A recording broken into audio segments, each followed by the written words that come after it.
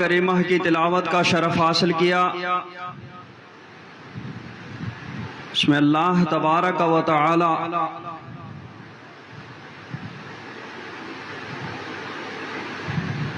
اپنے کلام پاک جو سرکار دو عالم صلی اللہ تعالی علیہ وسلم پر نازل فرمایا، اس کے بارے میں ارشاد فرماتا ہے کہ الف لام میم ذالک الکتاب، کہ وہ بلند رتبہ کتاب ہے۔ الف لام میم کے بارے میں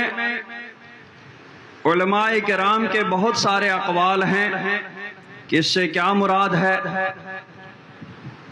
ان بے شمار اقوال میں سے ایک راجح قول یہ ہے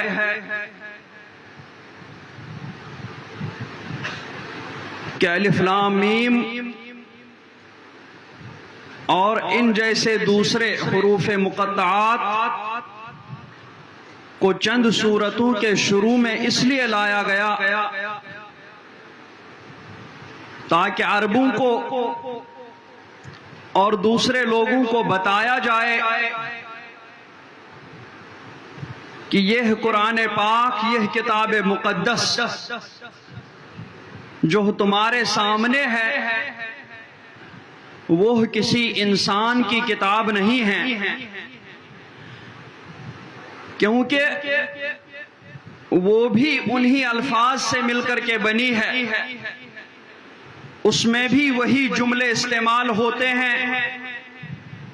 جو جملے تم لوگ اپنی زبان میں، اپنی کتابوں میں، اپنے قصیدوں میں استعمال کرتے ہو۔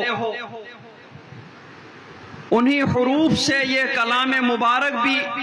مرکب ہے، جن حروف سے تم لوگ اپنے کلام کو مرکب کر کے بتاتے ہو۔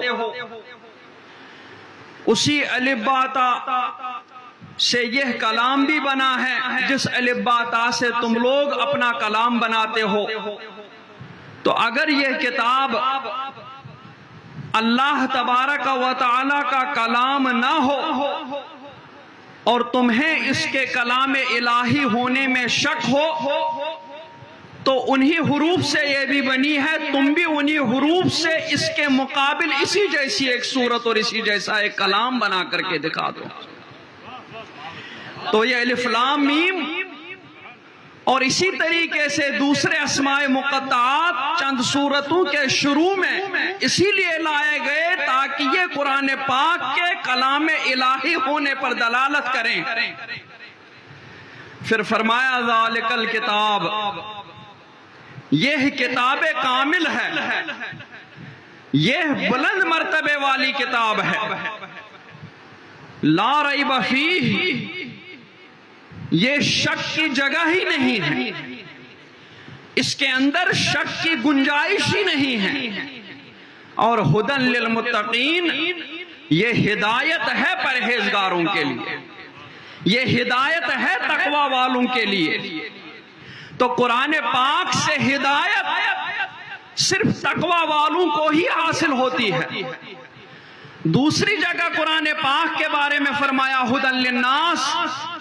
یہ سارے لوگوں کے لیے ہدایت ہے، لیکن یہاں فرمایا کہ ھدی للمتقین، کی یہ تقوی والوں کے لیے ہدایت ہے۔ اس پر علماء کرام نے فرمایا کہ وہاں پر جب فرمایا کہ سارے لوگوں کے لیے ہدایت ہے تو یہاں پر پھر پرہیزگاروں کے ساتھ اس کی ہدایت کو خاص کیوں فرمایا؟ تو سوال قائم کر کے پھر جواب بھی ارشاد فرمایا کہ جس طریقے سے یہ بارش ہے، اللہ تبارک و تعالیٰ کے رحمت و انوار کی بارش ہر جگہ برستی ہے، لیکن فائدہ اسی جگہ کو ہوتا ہے جہاں کی مٹی زرخیز ہو، وہی اس بارش سے فائدہ ہو کر کے وہ جگہ سرسبز و شاداب ہو جاتی ہے، وہ جگہ لہلہاتی ہے، اور جہاں بنجر ہو وہاں کتنی بھی بارش ہو وہاں کوئی طرح کا سبزہ نہیں اگتا ہے، وہاں کی زمین بنجر کی بنجر ہی رہ جاتی ہے۔ تو اسی لیے چونکہ قرآن پاک کی ہدایت سے فائدہ پرہیزگاروں کو ہی ہوتا ہے،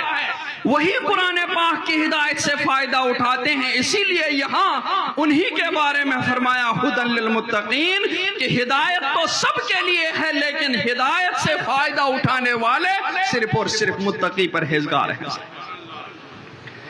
علماء کرام نے اس کو دوسرے طریقے سے بھی سمجھایا،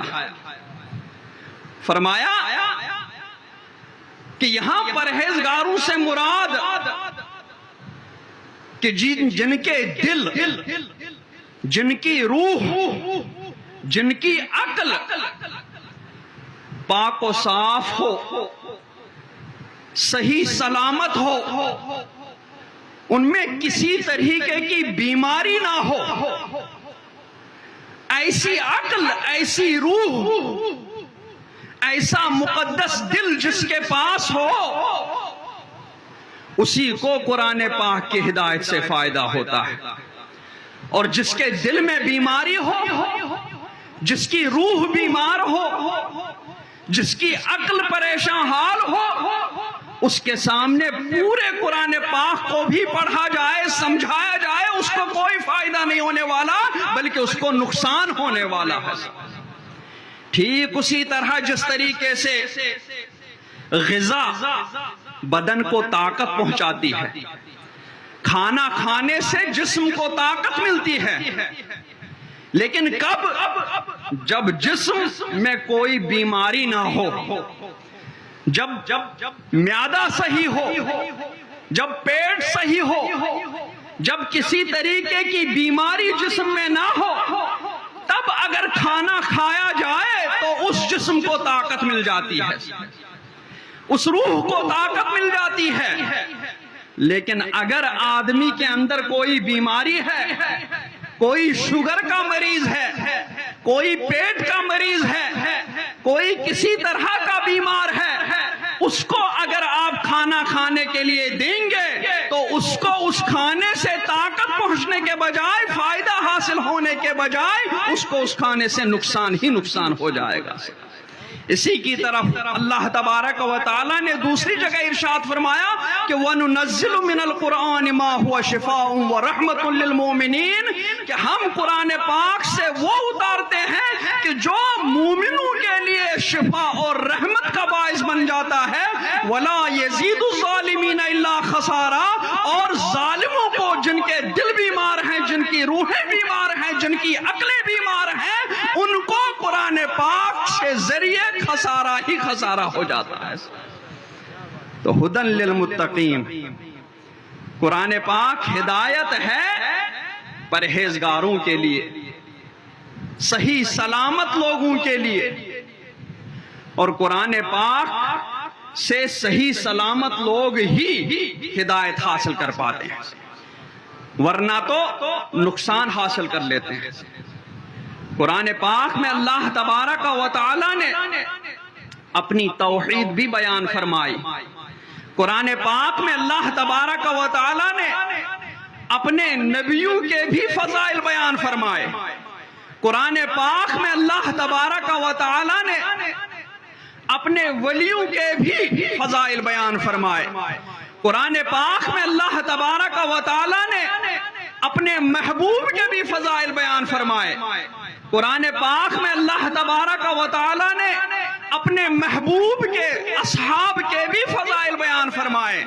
قرآن پاک میں اللہ تبارک و تعالی نے اپنے محبوب کی عطرت، اپنے محبوب کے اہل بیت اطہار کے بھی فضائل بیان فرمائے، قرآن پاک میں اللہ تبارک و تعالی نے علماء کرام کے بھی فضائل بیان فرمائے، یہاں تک کہ قرآن پاک میں اللہ تبارک و تعالی نے عام مومنین کے بھی فضائل بیان فرمائے۔ تو قرآن پاک کی ہدایت سے فائدہ اسی کو ہوتا ہے جو پرہیزگار ہو، جن کی عقلیں صاف ہو، جن کی روحیں صاف ہو، ان کو قرآن پاک کی ہدایت سے فائدہ حاصل ہوتا ہے۔ وہ انبیاء کرام کے بھی فضائل و مناقب بیان کرتا ہے، وہ سرکار دو عالم صلی اللہ علیہ وسلم کے بھی فضائل و مناقب بیان فرماتا ہے، وہ سارے صحابہ کی بھی فضیلتیں بیان کر دیتا ہے، وہ سارے اہل بیت اطہار کی بھی فضیلتیں بیان کرتے ہیں، وہ سارے اولیاء کرام، سارے علماء کرام بیان کرتے ہیں وہ صرف اور صرف ان بزرگوں کی فضیلت ہی بیان کرتے ہیں، ان سارے قسم کے لوگوں کی محبت ہی کو اپنے دلوں میں بسا لیتے ہیں، ان سارے بزرگوں کے ادب کو ہی اپنے سینے میں محفوظ کر لیتے ہیں۔ وہ کسی بھی ایسی جماعت یا اس قسم کے لوگوں میں سے کسی ایک کی بھی توہین نہیں کرتے ہیں، کیونکہ انہیں قرآن پاک کی ہدایت سے حصہ مل چکا ہوتا ہے۔ اب جو آدمی صحابہ کرام میں سے کسی کی فضیلت بیان نہ کر کے ان کی برائی کرے، وہ بھی ایسا مریض ہے کہ جس کو قرآن پاک کی ہدایت سے کوئی فائدہ حاصل نہیں ہوا ہے۔ جو صحابہ کرام کے مقابلے میں کسی اہل بیت اطہار میں سے کسی کی توہین کرے، کسی کی محبت کو اپنے دل میں نہ بسائے، کسی کے ادب کو اپنے سینے میں ملحوظ نہ رکھے، اس کا دل بھی بیمار ہے، اس کو بھی قرآن پاک کی ہدایت سے حصہ نصیب نہ ہوا ہے۔ جو بھی آدمی اولیاء کرام میں سے کسی بھی ولی کی دشمنی اپنے دل میں رکھ دے، وہ بھی ایسا بد نصیب ہے کہ جس کو قرآن پاک کی ہدایت سے حصہ نہیں ملا ہے۔ جو علماء کرام کے بارے میں زبان درازی کرے، وہ بھی ایسا بد نصیب ہے کہ اس کو بھی قرآن پاک کی ہدایت سے حصہ نہیں ملا ہے، بلکہ وَلَا يَزِيدُ الظَّالِمِينَ إِلَّا خَسَارًا۔ اور وہ صرف اور صرف اہل سنت والجماعت ہیں جو انبیاء کرام کی بھی فضیلتیں بیان کرتے ہیں، جو صحابہ کرام، اہل بیت اطہار، علماء عاملین، علماء ربانین، اولیاء کاملین، سب کی محبتوں کو اپنے دل میں لے کر کے بیان کرتے ہیں، سب کا ادب اپنے دل میں بھی اور اپنی زبان میں بھی ملحوظ رکھ لیتے ہیں، کسی کے بارے میں بھی وہ زبان درازی نہیں کرتے ہیں، کسی کی محبت کی وہ توہین نہیں کرتے ہیں، کسی کی ادب کی وہ توہین نہیں کرتے ہیں، بلکہ وہ زبان اعلیٰ حضرت اعلان کرتے ہیں کہ اہل سنت کا ہے بیڑا پار، اصحاب حضور نجم ہے اور ناو ہے عطرت رسول اللہ کی۔ وہ قرآن پاک کی تشریح یعنی سرکار دو عالم صلی اللہ تعالی وسلم کے احادیث کریمہ کو بھی سامنے رکھ لیتے ہیں۔ احادیث کریمہ میں سرکار نے فرمایا، بعض روایتوں میں فرمایا کہ میں تمہارے اندر دو بھاری چیزیں چھوڑ رہا ہوں، ایک کتاب اللہ چھوڑ رہا ہوں، دوسری اپنی اہل بیت اطہار چھوڑ رہا ہوں۔ ایک روایت میں فرمایا کہ میں تمہارے اندر دو چیزیں چھوڑ رہا ہوں، ایک کتاب اللہ چھوڑ رہا ہوں، دوسرا اپنی سنت چھوڑ رہا ہوں۔ تیسری روایت میں بیان فرمایا کہ تم پر لازم ہے کہ میری بھی سنت کو پکڑ لو اور میرے صحابہ کی سنت کو بھی پکڑ لو۔ تو گویا سرکار کی حدیث کریمہ پر عمل تبھی ہوگا اور سرکار کی حدیث کریمہ پر عمل کرنے والا وہی شخص ہوگا جو سرکار کی سنت پر بھی چلے، سرکار کے صحابہ کی بھی سنت پر چلے، سرکار کے لائے ہوئے قرآن پاک کو بھی اپنا حرز جان بنا لے اور سرکار کی چھوڑی ہوئی اہل بیت اطہار کو بھی اپنے لیے بخشش کا بخشش کا سامان بنا لے۔ جو ان میں سے کسی ایک کی بھی توہین کرے، کسی ایک کا بھی دامن چھوڑے، قرآن پاک کا دامن چھوڑے گا تو وہ بھی سرکار کے فرمان کے موجب گمراہ ہو جائے گا۔ اہل بیت اطہار کو چھوڑے گا وہ بھی سرکار کے فرمان کے موجب، فرمایا کہ لن تضلوا ان تمسکتم، اگر تب تک تم گمراہ نہیں ہو جاؤ گے جب تک کہ تم ان دونوں کو مضبوط نہیں پکڑو گے۔ اور یہ دونوں قرآن پاک کا معاملہ ہو یا اہل بیت اطہار ہو، یہ دونوں ساتھ ساتھ چلیں گے یہاں تک کہ یہ دونوں ایک ساتھ حوض کوثر پر وارد ہو جائیں گے، ایک ساتھ حوض کوثر پر اتریں گے۔ اب میں پوچھتا ہوں کہ جو اہل بیت اطہار میں سے ادھر ادھر بلکہ دعویٰ کرتے ہیں کہ ہم اہل بیت سے ہیں، پھر اس کے بعد قرآن پاک کو ناقص مانتے ہیں، قرآن پاک کو ادھورا مانتے ہیں، وہ کہاں سے پھر اس سنت پر عمل کرنے والے ہوئے کہ قرآن پاک اور اہل بیت اطہار ساتھ ساتھ چل رہے ہیں؟ وہ تو قرآن پاک کو مکمل ہی نہیں مان رہے ہیں، قرآن پاک کو ادھورا مان رہے ہیں۔ تو وہ نہیں ہے جن کے بارے میں سرکار نے اس روایت میں فرمایا، بلکہ وہ وہی سنی صحیح العقیدہ سادات کرام ہیں، اہل بیت اطہار نبوی ہیں، جو اس وقت سے لے کر کے اگر قرآن پاک اور اہل بیت اطہار ساتھ ساتھ چلیں گے تو پھر کون سا ایسا وقت آیا جب قرآن پاک اہل بیت اطہار سے جدا ہو کر کے گم ہو گئے اس کے کچھ پارے؟ کون سا ایسا وقت آیا جب وہ ساتھ ساتھ سرکار دو عالم صلی اللہ علیہ وسلم کے زمانے سے ہی ساتھ ساتھ چل رہے ہیں اور حوض پر بھی ساتھ ساتھ وارد ہو جائیں گے؟ تو پھر اس کے بعد کون سا ایسا وقت آیا کہ جس میں چند سپارے گم ہو گئے؟ پھر وہ کیسے اہل بیت اطہار ہوں گے ان لوگوں کے بقول کہ جنہوں نے قرآن کو اکیلا چھوڑا یہاں تک کہ دشمنوں نے اس میں سے 10 پارے گم کر دیے، دشمنوں نے اس نے 10 پارے کم کروا دیے. جب قرآن پاک اور اہل بیت اطہار ساتھ ساتھ چل رہے ہیں تو اس سے معلوم ہوتا ہے کہ قرآن پاک جن اہل بیت اطہار کے ساتھ ساتھ چل رہا ہے وہ وہی اہل بیت اطہار ہیں جو کل بھی قرآن پاک کو مکمل مانتے تھے، آج بھی قرآن پاک کو مکمل مانتے ہیں، آج بھی وہ قرآن پاک کو ساتھ ساتھ لے کے چل رہے ہیں یہاں تک کہ قیامت کے دن وہ ساتھ ساتھ حوض کوثر پر وارد. نعرہ تکبیر، نعرہ رسالت، مسلک اعلی حضرت. سبحان اللہ. صلی اللہ تعالی علیہ وسلم کی روایتوں پر عمل کرے گا وہ قرآن پاک کو مکمل بھی مانے گا، اہل بیت اطہار کی سنت پر بھی عمل کرے گا، وہ قرآن پاک کو مکمل بھی مانے گا، سرکار کی بھی سنت پر عمل کرے گا، اور وہ قرآن پاک کو مکمل بھی مانے گا، صحابہ کرام کی سنت پر بھی عمل کرے گا، وہ کسی کے درمیان تفریق نہیں کرے گا، وہ سب سے محبت کرے گا، سب سے ادب رکھے گا. ان لوگوں کی آپس میں اگر چرنجشیں ہوئی بھی لیکن ان لوگوں نے کبھی بھی ایک دوسرے کے مقابل کوئی برا لفظ استعمال نہیں کیا.